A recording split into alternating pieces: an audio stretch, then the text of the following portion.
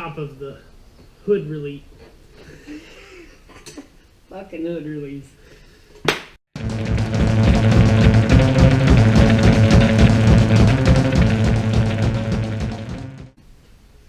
Hi guys, Burb Files Midwest. I'm Shannon. This is my 90 Suburban conversion.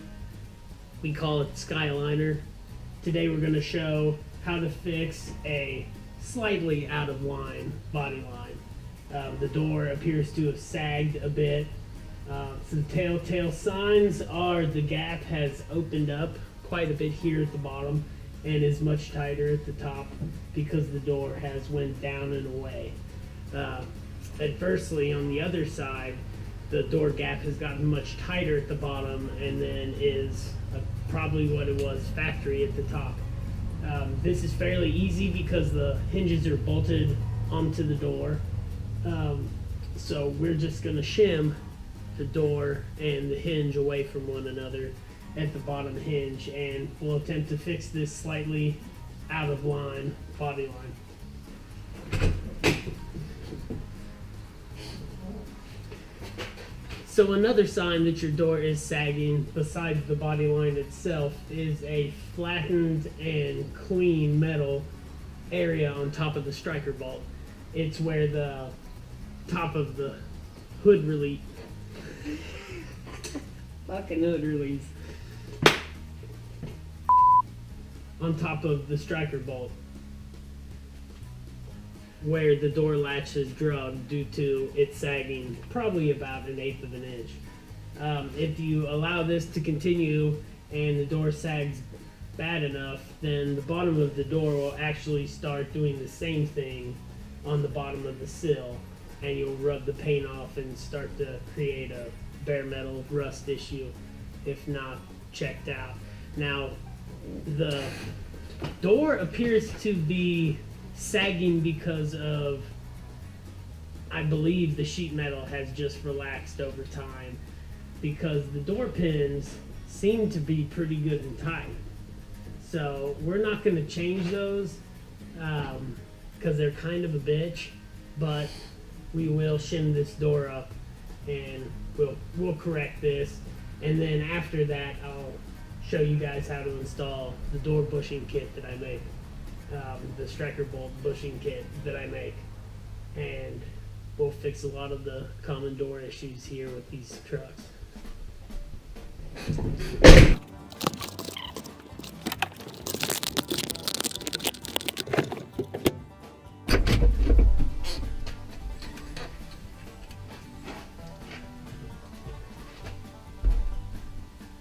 So if I have the camera positioned correctly, you can see how the hinges are bolted onto the door in such a fashion that shimming with wide washers, kind of like body washers, will actually bring this door up rotationally this direction, and we should fix any problems that we have with our body lines matching up.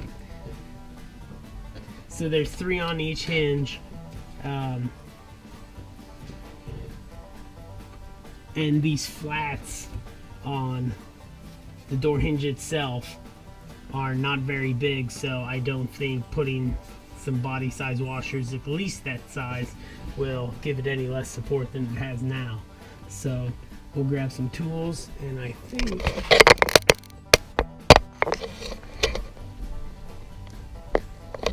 that's probably better. So the bottom hinge is what we'll be working on.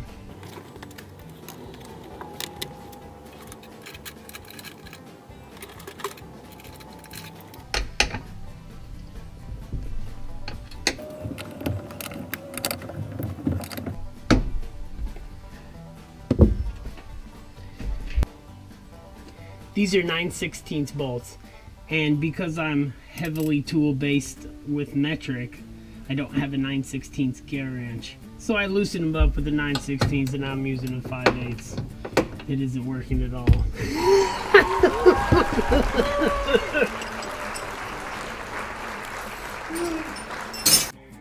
Or you could take your ass to Harbor Freight that's 5 miles away and buy the right fucking wrench for the job.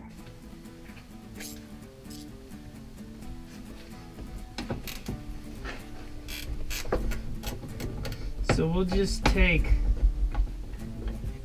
the bottom two out for now, and then we will loosen the top but leave it in, just so we don't have the door twisting issue.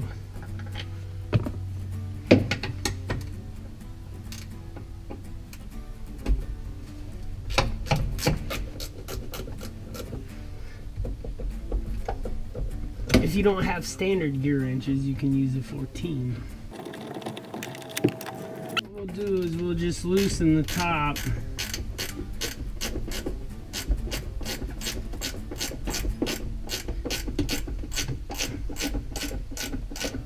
About halfway through its threads. So probably about a 1/4 inch almost. And that should give us enough to do what we need to do. Take it just... There you go. Here more. Alright guys, now this would be a lot easier with 2 people, but I don't have 2 people right now, so we're going to do it by myself. I'm going to lift it with my leg. What we'll do is we'll start out with 1 washer. I think these are big enough. Yes, they will fit side by side. So I'll start with the hardest side first. Lift it up and slide it in until I can see through it, and then I'll just stick the bolt in to hold the washer.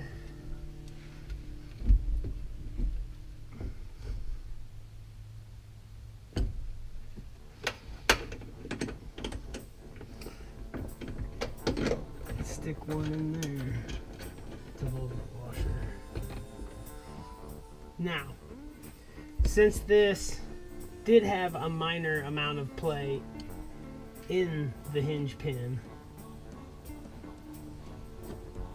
you can take up that slack in the direction that is beneficial by not putting a washer in the top and just the bottom, and that will cock it just enough to take up the slack in that bottom hinge pin, and it won't put undue stress on the door, and you should only have to shim the bottom. Now, if I put 2 washers on the bottom, then I would put 1 up top, but a 1 washer difference is what you're after. So I will snug these up, which can be a little repetitious if you have to shim it a lot. If you have to shim it a lot, you can start with however many washers you want, but I would figure 1 washer thickness is about how much it'll raise the door as well, about a washer's thickness. So we'll just kind of snug these up, and then we'll shut the door and see where we're at. We'll shut it gently, because if we're too high, which we won't be in this scenario, but if you're shimming a lot, you may get it too high at one point, which is not good on the latch either. So we'll try and find that sweet spot.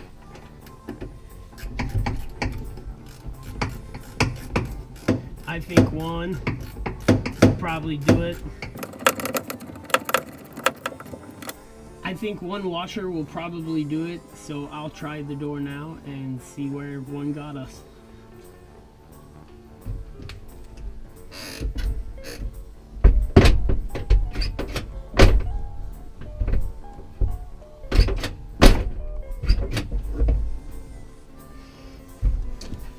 Alright guys, I think it's still just a hair low, so I'll show it to you, and then we will repeat the steps that we just did to add a 2nd washer to the bottom, and then 1 to the top thickness, so we're 1 washer difference between the top and the bottom, and see if that gets us where we want or if that's going to be too much. So alright guys, so if you'll look at the body line, it looks like it's still a touch low, and it looks like the pinstriping's still a touch off. So we're going to go 1 more washer and see where that gets us. Our gap is still fairly large at the bottom, and does get more narrow as it goes up, which I'm sure they were never perfect, but probably closer. And then you'll see it's bigger on the front at the top and much smaller at the bottoms. Hi guys, to recap, we used one washer under each bolt on the bottom hinge here to bring the door back up to where the body line and the pinstriping meets, and it was a success. It shuts well now, but it still could use a little bit of help, and this is what I found to be the best. There is a bushing kit that I make myself, and you make sure that the striker bolt is free from anything but the metal itself, and you can take the bushing that I made and stretch it out around the striker. It's in red so that we can see it well, but the kits I make are all in black.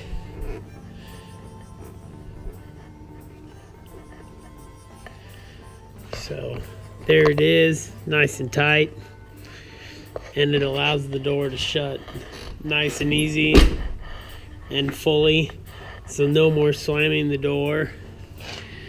The body line and the pinstripe match up a lot better. It doesn't look like the door has sagged as much now. The body line is much more consistent in the rear, much more consistent in the front.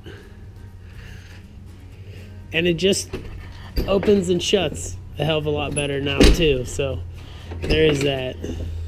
No more slamming it and breaking the window parts inside the door.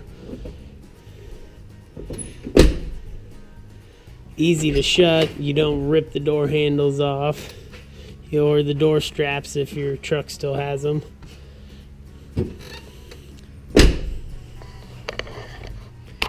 We got the door bushing kit installed on all the doors.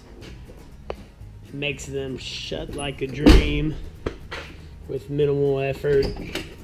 No more slamming necessary. Even the back doors weren't nearly as worn, but they can still improve. And they're nice and snug.